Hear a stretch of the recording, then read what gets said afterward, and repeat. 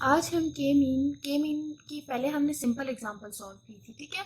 अब अगर हमारे पास एग्जाम्स में जो क्वेश्चन आता है वो ये होता है कि आपके पास सेंट्रॉइड्स दिए हुए होते हैं, ठीक है, दो क्लस्टर्स दिए हुए होते हैं, उनको सेंट्रॉइड की वैल्यू असाइन की हुई होती है और फिर आपसे पूछते हैं कि इन सेंट्रॉइड को यूज़ करते हुए आप ये देखें कि आपके जो नेक्स्ट वैल्यूज़ है वो कहाँ पे कौन से क्लस्टर में आएंगी, ठीक है। तो इसको हम कैसे सॉल्व करते हैं, हमारे पास यहाँ पे एक क्वेश्चन है जिसमें मेडिसिन दी हुई है, उनका वेट्स और उनकी पीएच दी हुई है। 4 टाइप की मेडिसिन है, ए बी सी डी, और इनका वेट और पीएच दी हुई है और हमें बताया गया है कि आपके पास 2 क्लस्टर्स हैं, C1 एंड C2। C1 में ए ऑलरेडी है, यानी ए C1 का सेंट्रॉइड है और जो C है वो C2 का सेंट्रॉइड है। इसका क्या मतलब हुआ कि C1 के सेंट्रॉइड में वैल्यूज कौन सी आएंगी, ए की 1 1 आएंगी, और C2 के सेंट्रॉइड में किसकी वैल्यूज आएंगी, C की, जो कि 4 एंड 3 है, ठीक है। अब हमारे पास क्या होता है, हमारे पास एक फॉर्मूला होता है यूक्लिडियन डिस्टेंस का। यूक्लिडियन डिस्टेंस का फॉर्मूला क्या होता है, under root X observe minus X centroid का स्क्वायर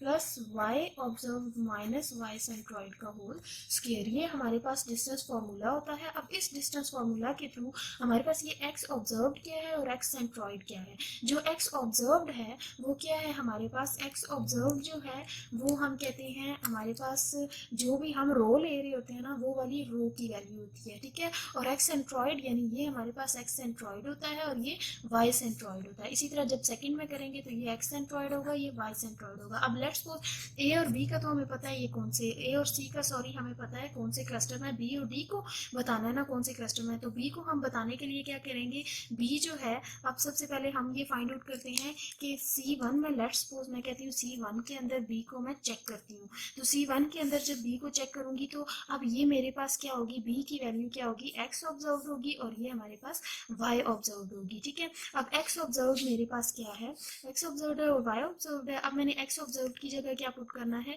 2 माइनस एक्स सेंट्रॉइड की जगह 1 का square plus y square, y observe की जगह हम क्या पुट करेंगे, वाई ऑब्जर्व की जगह हम उसकी वैल्यू पुट करेंगे यानी 1, माइनस वाई सेंट्रॉइड की जगह हम कौन सी पुट करेंगे, 1, ठीक है। इसका स्केयर ले लेंगे तो जब हम इसको सॉल्व करेंगे तो आपके पास क्या आएगा, ये क्या आता है 1 प्लस 1 माइनस 1 0 का square, that is this, under root 1 जो होता है वो हमारे पास 1 आ जाता है, ये आ गया। अब हमने इसको चेक करना है, C1 को कर लिया ना, अब C2 को B पे चेक करना है, ठीक है। वो क्या आंसर आता है, वो सेम यही फॉर्मूला यूज करेंगे, मैं जस्ट वैल्यूज पुट किए देती हूँ। हमारे पास वैल्यूज क्या होंगी, 2 माइनस 4 का स्केयर आ जाएगा प्लस हमारे पास 1 माइनस 3 का स्केयर आ जाएगा। अब हम बी वाले यानी कि C2 जो क्लस्टर था उसके सेंट्रॉइड्स को यूज करें, वो सेंट्रॉइड्स हमारे पास क्या है, 4 और 3 है, उनको हम यूज करेंगे, ठीक है।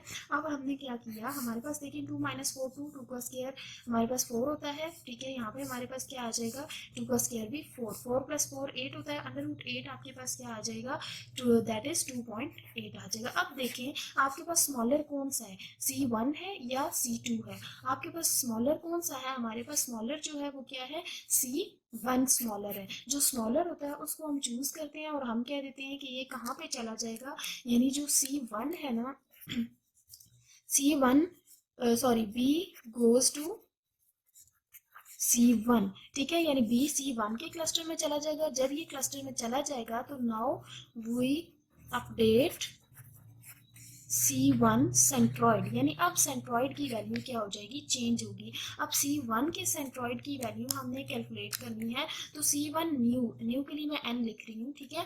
तो उसकी वैल्यू होती है old plus new divided by 2, ये फॉर्मूला होता है old plus new divided by 2, दोनों वैल्यूज कैलकुलेट करने के लिए। ओल्ड क्या था, ओल्ड मेरे पास देखिए C1 का सेंट्रॉइड ओल्ड क्या था, C1 का जो ओल्ड सेंट्रॉइड था वो मेरे पास था 1 1, ठीक है। तो अब मैंने क्या करना है, ओल्ड सेंट्रॉइड में x की पहले वैल्यू डालूंगी, यानी ओल्ड सेंट्रॉइड में x की वैल्यू 1 थी प्लस न्यू सेंट्रॉइड में जो x की वैल्यू थी वो क्या थी। अब देखिए हमारे पास यहाँ पे न्यू सेंट्रॉइड कौन सा यूज करेंगे, बी रो का, ठीक है। तो बी रो का x की वैल्यू थी 2।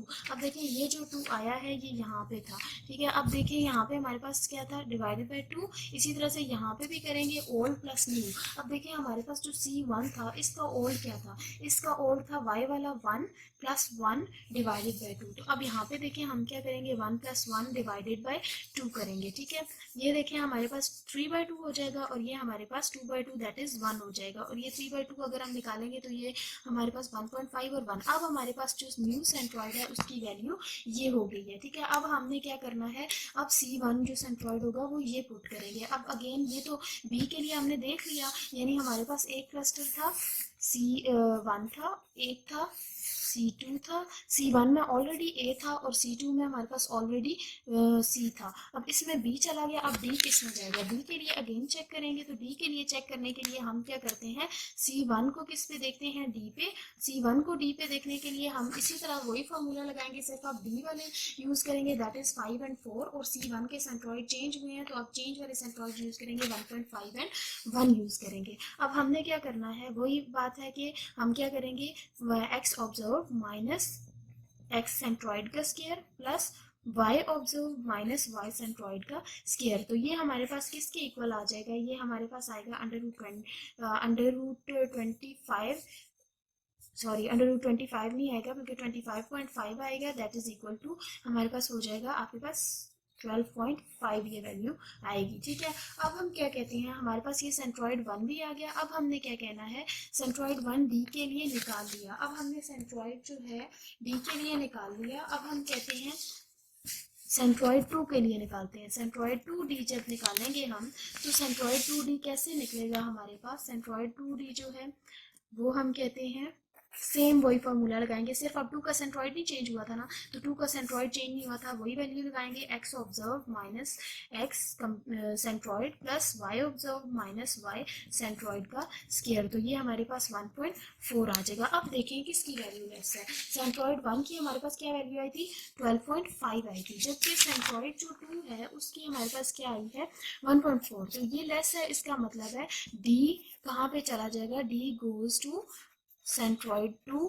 एंड हम क्या करेंगे, अपडेट करेंगे C2 को, ठीक है। C2 को अपडेट करने के लिए वही होता है, C2 equal to old plus new divided by 2 and old plus new divided by 2 आ जाएगा, ठीक है। अब हम क्या करते हैं, हमारे पास वही है। अब हमने इसका क्या करना था, सेम वही सेंट्रॉइड वाला, लेकिन हमने डी वाली वैल्यू यूज करनी थी, दैट इज 5 और 4, ठीक है। तो अब हम क्या करेंगे, हमारे पास है 4 plus 5 old plus new divided by 2, 3 plus 4 old plus new divided by 2। तो ये हमारे पास क्या आ जाएगा 4.5। और अब हम कहते हैं कि हमारे सेंट्रॉइड जो है, आपसे पूछा जाता है कि अब न्यू सेंट्रॉइड्स यानी डी जो है वो इस क्लस्टर में जाएगा, और न्यू सेंट्रॉइड जो है वो आपके पास क्या आएंगे, न्यू सेंट्रॉइड जो C1 का है वो आपके पास आएगा 1.5 एंड 1, जबकि जो C2 है उसका सेंट्रॉइड हमारे पास था 4.5 एंड 3.5।